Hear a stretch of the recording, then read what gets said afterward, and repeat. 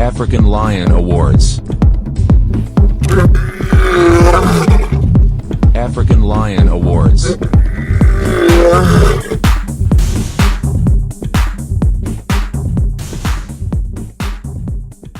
Je m'appelle Lydie Bassila, je suis secrétaire générale du collectif des femmes congolaises pour la paix et la justice, une organisation de femmes qui œuvre ici à Bruxelles, mais qui a des activités en dehors du territoire belge, parce que nous menons un plaidoyer politique par rapport aux questions de bonne gouvernance, de démocratie. Et c'est une action qui est plutôt inédite. Ça n'avait jamais été fait auparavant, en tout cas en collectif de femmes. Et nous existons depuis 2008. Aujourd'hui, ça fait 9 ans et nous fêtons ça avec la journée africaine de la femme africaine, en fait. Bonsoir. Avant que je ne fasse mon message, puis-je vous demander à tous, autant que vous êtes dans la salle, de garder 2 secondes de silence en mémoire de toutes les femmes africaines qui sont tombées sur le champ de la violence. Merci.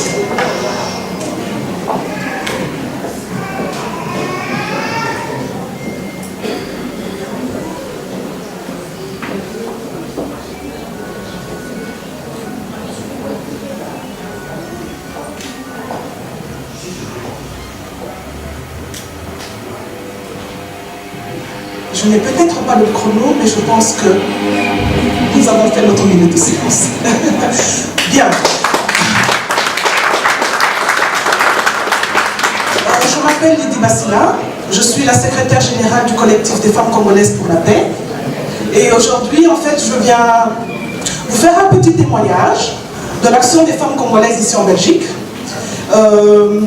Il y a quelques années d'ici, un 31 octobre 2008, un groupe de femmes congolaises a fait éruption en ce lieu-ci, aux ACP, interrompant même le travail des ambassadeurs qui étaient réunis en séance.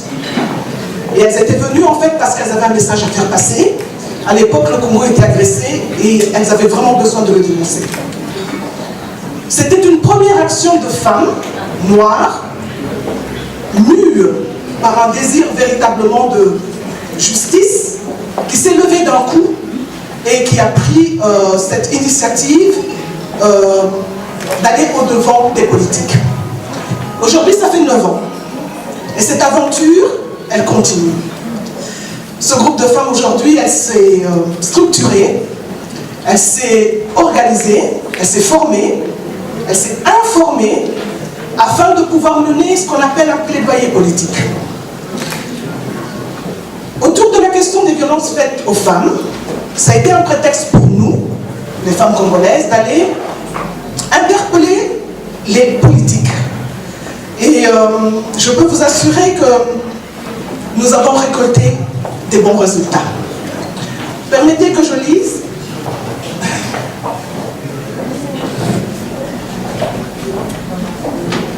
Comme je le disais donc, ces femmes se sont organisées sous le label du collectif des femmes congolaises pour la paix et la justice, mais elles sont mieux connues comme les femmes en noir et rouge. On porte souvent un turban noir et rouge sur la tête.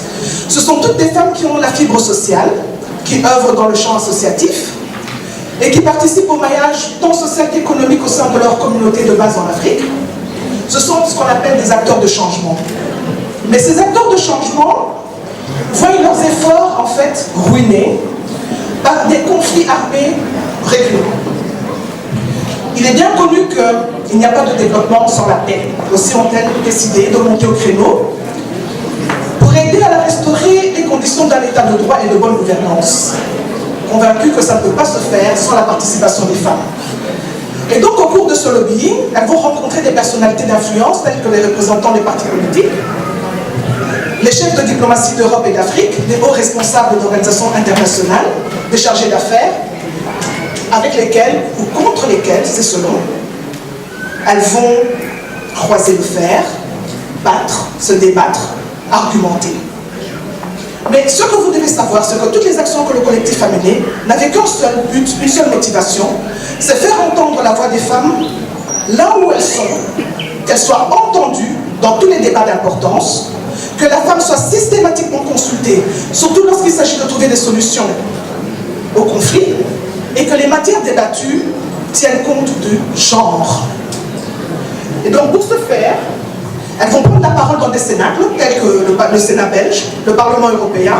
Elles vont participer à des conventions et autres colloques. Elles vont même organiser des sittings avec d'autres associations sœurs. Elles auront l'opportunité sur la question, elles auront l'opportunité en fait d'échanger avec des grandes figures féminines, telles que Eva Joly, qui était alors vice-présidente du Parlement européen. Simone Susskind, c'est une femme politique belge connue, qui mène un combat pour la paix au Moyen-Orient et qui combat pour les femmes. Nous avons eu aussi en notre temps rencontré Margot Wallström, qui était alors ministre des Affaires étrangères suédois, qui était fort impliquée par la question des violences faites aux femmes et qui d'ailleurs a été nommée, comment on appelle, envoyée spéciale des Nations Unies pour la violence faite aux femmes et aux enfants dans les conflits. Mais le collectif doit relever une chose. Elle n'a pas eu l'occasion de rencontrer des femmes africaines de même calibre pour jeter les bases d'une collaboration sud-sud. Donc, la balle est dans votre camp. Concernant la question du conflit à l'est de la RDC, qui avait motivé la première démarche, il faut noter que l'action des femmes congolaises a permis, dans l'espace politique belge, de modifier la lecture du fondement de la guerre en RDC. Ce qui permettra par la suite l'adoption de diverses résolutions en la matière.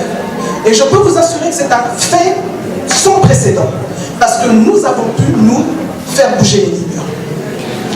Donc, ce témoignage, je tenais à le partager avec vous, mais je ne peux pas clôturer mon propos sans rendre hommage à toutes les femmes de notre association ou pas, qui nous ont ouvert leur carnet d'adresses. Il s'agit essentiellement des mandataires politiques ou hauts fonctionnaires publics belges, mais issus de la diversité. Sans elles, tout ceci n'aurait pas été possible. Et le collectif veut aussi remercier toutes les personnes qui ont croisé et qui ont permis aux femmes de porter haut leurs résolutions. Et ces personnes, c'est vous. Merci. Moi, personnellement, pour avoir assisté pour la première fois, ça a été une célébration de l'unité africaine. Ça nous a permis en tout cas de nous retrouver toutes les nationalités, des femmes de tête, des femmes intéressantes, chacune avec son parcours, et ça a été une superbe réunion. En fait, nous, au départ, nos actions n'étaient pas dirigées sur le Congo même.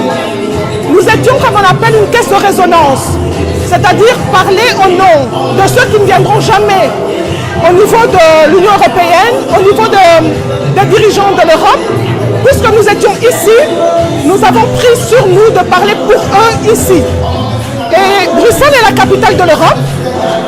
À cet effet, on a rencontré beaucoup de dirigeants, des décideurs, avec qui nous avons beaucoup partagé de la situation au Congo, en Afrique, la nécessité effectivement de privilégier l'état de droit, la bonne gouvernance, parce qu'il n'y a pas de développement sans la paix. Et donc notre discours, il est là, et nous voudrions en fait créer un mainstream leadership de femmes africaines qui parlent pour elles, qui réfléchissent pour elles et qui donnent des solutions par rapport à leur propre existence. Par exemple, sur la question des violences faites aux femmes, nous nous insurgeons contre la pratique habituelle d'envoyer des ONG de l'extérieur et venir avec des solutions qui ne sont pas adaptées, parce que pas concertées, alors qu'il y a des expertises, il y a des personnes qui ont des clés de lecture. À l'Occident, la diaspora, c'est une des clés de lecture. On veut être le lien entre l'Europe et l'Afrique. Donc telle est notre mission, notre objectif. Donc pour avoir eu 8 ans d'existence, pour le moment notre projet c'est de pouvoir faire des émules, nous adresser à la jeunesse de la diaspora, les jeunes femmes, qu'elles puissent militer, qu'elles puissent avoir une réflexion sur l'Afrique, une réflexion sur le rapport entre l'Europe et l'Afrique, en tout cas l'Occident et l'Afrique, et être les meilleurs traducteurs. Parce que je crois que de part et d'autre, on a besoin d'avoir des traducteurs sociaux, des traducteurs anthropologiques. On a besoin des gens qui connaissent la manière dont vivent les gens ici, réfléchissent et aider ceux qui sont là-bas à démystifier l'Occident. On a besoin de ça. Donc ça sera notre projet. On cherche des jeunes au niveau des universités, des ASBL, et on veut transmettre notre expérience. Ça, ce sont nos projets. Je pense que par rapport à la diaspora et à la jeunesse, qu'ils vivent leur temps, parce que chaque génération a ses réalités, mais ce qu'on pourra leur demander, c'est d'avoir toujours à cœur de parler avec les aînés. C'est important. Parce qu'il y a des situations qu'ils découvrent, qu'ils croient nouvelles, mais ce ne sont pas des situations nouvelles. Mais par manque de dialogue, ils refont la roue, ils croient inventer des choses alors que les choses ont toujours existé. Donc nous allons privilégier le dialogue de genre entre femmes, générationnel entre jeunes et vieux, et même entre les étrangers, pourquoi pas. Nous avons des choses à montrer, nous avons des choses en nous, et il est temps de pouvoir les partager sans complexe. Il n'y a pas de souci. Donc voilà, je viens de découvrir cette revue, et j'avoue que ça me réjouit parce que il n'y a rien de tel que la reconnaissance de ses pairs. Et c'est vrai que quand on est dans des projets, on a besoin d'une visibilité, d'une lisibilité, mais on a aussi besoin de temps en temps que les gens soient reconnus dans leurs entreprises. Et donc, je salue ce journal, je félicite l'initiative et j'espère que les lauréats auront, grâce à cette revue, une audience internationale. C'est tout ce que je souhaite. Voilà. Donc la revue African Lion Rewards que j'ai en main est vraiment cet outil qui va nous propulser non seulement dans le 3e millénaire, mais à travers les frontières. C'est une occasion de nous internationaliser. Et puis j'aime bien le symbole, nous sommes des petits lions, c'est vrai. Il n'y a rien de... Le roi lion, c'est le roi des bêtes. Nous sommes les rois dans cette forêt, dans cette... Voilà, dans cette forêt. Nous sommes les meilleurs. Voilà, merci. Les inscriptions sont ouvertes. The registrations are open. www.africanlenawards.com www.africanlenawards.com